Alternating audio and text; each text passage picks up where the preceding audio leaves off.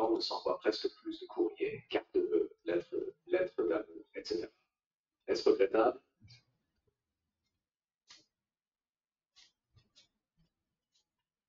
30 secondes à 1 minute. Avec l'avènement des technologies numériques, les pratiques de communication ont beaucoup évolué. Aujourd'hui, les lettres manuscrites, les cartes de vœux et les lettres d'amour sont de moins en moins courantes. Cette évolution soulève la question de savoir si le déclin du courrier traditionnel est regrettable. Personnellement, je pense qu'il y a des aspects positifs et négatifs à cette transformation. Et il est important de considérer les impacts sur nos interactions et nos émotions. Argument 1. La perte de la valeur sentimentale et personnelle. Tout d'abord, et l'un des aspects les plus regrettables de la diminution des envois de courrier est la perte de la valeur sentimentale et personnelle des communications écrites à la main.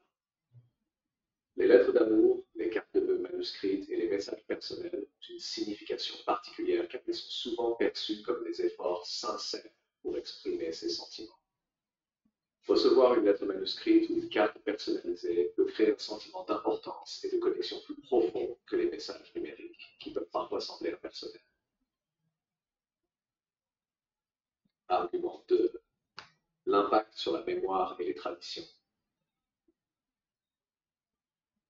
Ensuite, le déclin du courrier traditionnel affecte également les traditions et les souvenirs.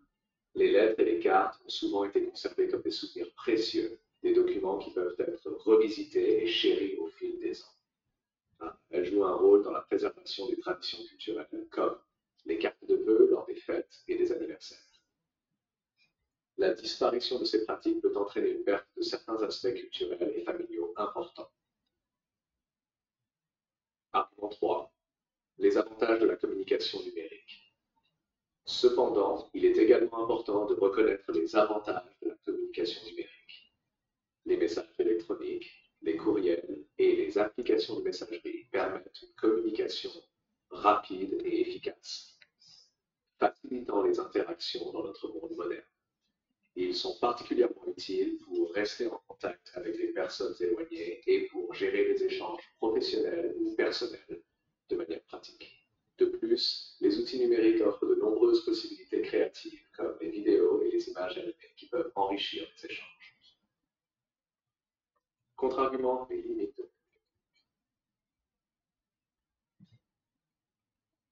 Malgré les avantages des communications numériques, elles ont leurs limites. Les messages électroniques peuvent parfois manquer de profondeur émotionnelle et de personnalisation.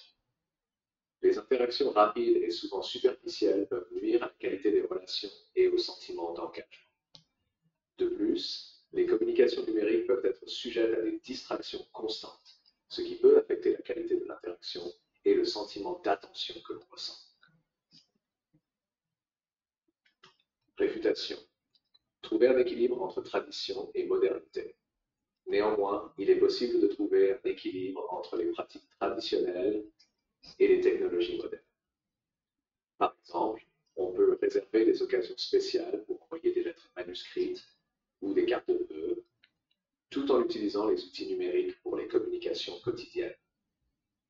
En intégrant les deux méthodes, on peut profiter des avantages de chaque approche tout en préservant certains aspects sentimentaux et traditionnels de la communication. Conclusion.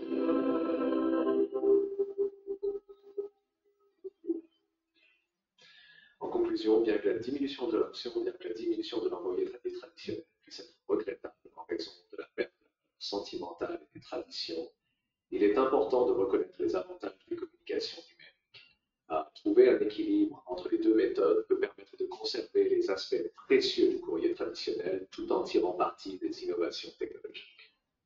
La clé est d'apprécier la richesse des différentes formes de communication et d'adapter notre approche en fonction des contextes et des besoins.